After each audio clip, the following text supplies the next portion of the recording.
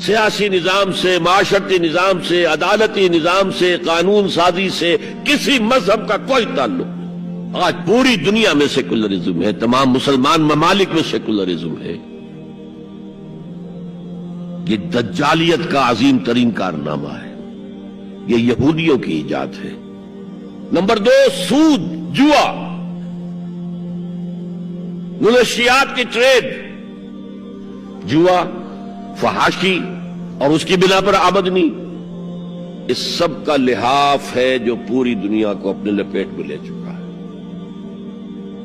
کوئی مسلمان ملک اس سے آزاد نہیں۔ دجالیت کے 2 لحاف۔